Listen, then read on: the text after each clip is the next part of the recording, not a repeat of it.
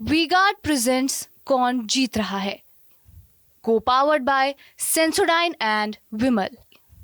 बोलो जुबा केसरी। भैया देखो, ऐसा है कि चुनाव का जो समय है ना, वो तो अब हो गया है ख़त्म। हर जगह मतदान भी हो गया है और बस थोड़ा बहुत बचा हुआ है, वो भी हो जाएगा। लेकिन अब इसके बाद चुनावी चकल्लस बहुत ज़्यादा शुरू हो गई है। कौन जीतेगा, कौन हारेगा, कब किसको कितना वोट, किसको कम वोट, किसको ज़्यादा वोट, किसकी सरकार। लेकिन अगर इस तरीके को, इस चकल्लस को अन्नो अवस्थी से ना पूछा तो फिर बेकार है। आप तो जानते ही हो कि पूरे देश में अन्नो अवस्थी का नाम चलता है। भाई कनपुरिया हमारे कॉमेडियन साहब हैं। अगर उन्हीं से पूछ लेते हैं कि आखिर ये चुनाव का चक्कर कहाँ है, तो अन्नू भैया सबसे पहले तो ये बताओ कि वोट डाले गए थे कि नहीं गए थे, कितना वोट डाले हो? वोट हम और हमारी पत्नी गए, लड़का गए। एक लोगन का फ़ोन आया कि आप ब्रांड एम्बेसडर हो, क्या कर रहे हो, ज़्यादा से ज़्यादा वोट डालो। तो हमने कहा ज़्यादा से ज़्यादा क्या, 10 उंगली में स्याही लगवा लें। हम बहुत डांटा। हम अपने अड़ोसी पड़ोसी बगल वाली मिसराइन भाभी को भी ले गए वोट डलवाने, तो गुड़िया गुस्सा हो गई। सामने वाली खाइन एक हमारी वो भी भाभी हैं, उनका भी ले गए। तो वोटिंग की वजह से झगड़ा भी हमारे घर में बहुत हुआ, लेकिन हमने अपनी गली का 80% वोट डलवाया। और पूरी मेहनत और मशक्क़त से सवेरे हम निकल गए थे। फिर उसके बाद वहाँ घूमते रहे, जो जो जेके जेके पास व्यवस्था ना रहा वैका वैका अपने साथ लेके गए। लेकिन फिर वोट का परसेंटेज कम रहेगा। हाँ, लेकिन थोड़ा तो बढ़ा रहा। अच्छा अन्नू भैया ये बताओ, क्या लग रहा है कानपुर में कौन जीती? आलोक मिश्रा जीते कि रमेश अवस्थी जीती हैं, कौन जीती? कानपुर का चुनाव हमारे अंदाज से बहुत एक तरफा है। कहा कि जो भीड़ देख रहे थे कार्यालय की, जुलूस की, और सबसे बड़ा जो मोदी जी कानपुर शहर आए और रोडों में घूमे, तो उससे तो हमको लग रहा है कि रमेश अवस्थी ही जीतेंगे।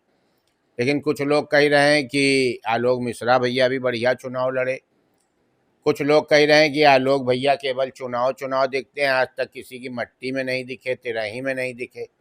खैर हम इतने गौर से देखा भी नहीं कोई कि मट्टी में हम जाते हैं तो केवल जेका कंधे में लाद के ले जाते हैं, वही का देखते हैं। लौटते में पेड़ा कौन बांट रहा उनको देखते हैं, फिर तिरही की डेट पूछते हैं, चले आते।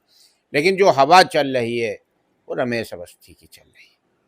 अच्छा, अगर वैसे देखा जाए तो पूरे चुनाव में आप तो ब्रांड एम्बेसडर भी रहे, तो क्या लगा कि मतलब अगर कमियों की बात चलो पहले कर लेते हैं, आलोक मिश्रा की कौन सी कमियां रहीं और रमेश अवस्थी जी की कौन सी कमियां रहीं?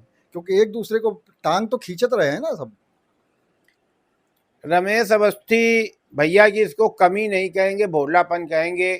वो लोगों को पहचान नहीं पा रहे थे। अच्छा होता भी है, जो प्रत्याशी होता है वो एक मुजरा करने वाली डांसर होती है। उसके ऊपर लोग पैसा लुटाते हैं, उसको अपनी तरफ खींचते हैं, अपने इशारे पे नचाते हैं। काहे कि हम चुनाव लड़ चुके हैं, इसलिए हम जानते हैं।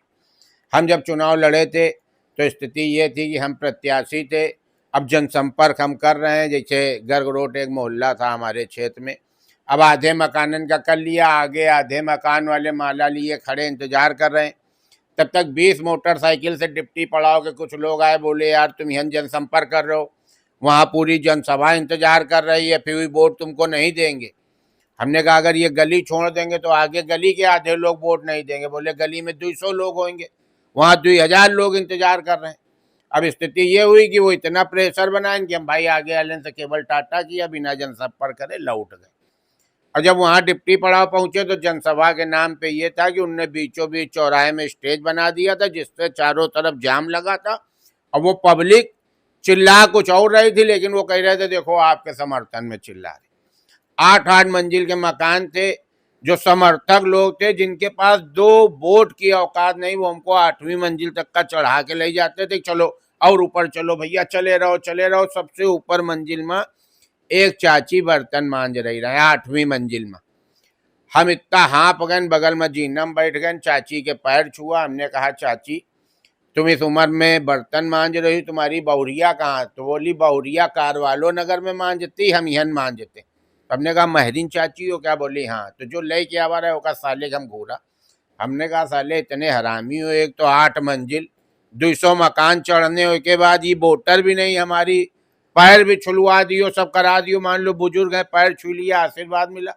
तो प्रत्याशी की स्थिति एक डांसर बार गर्ल की तरह होती है कि इधर आओ उधर आओ उधर आओ। ये रमेश भैया के साथ हुआ, लेकिन फिर भी वो भाग्य के तेज हैं क्योंकि कानपुर से टिकट लिए। और आलोक मिश्रा?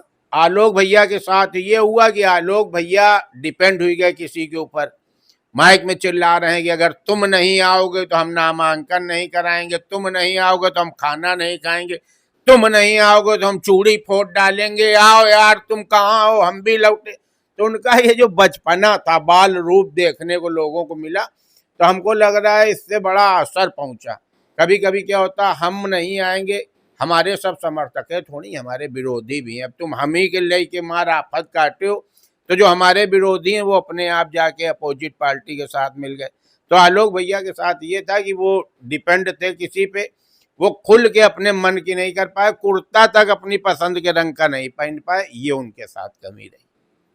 तो आप थे अन्नू भैया जिनके सब बता दिया, अपनी भी कहानी बता दी और साथ ही साथ ये भी बता दिया कि जो दोनों प्रत्याशी हैं उनकी कमियां क्या रहीं।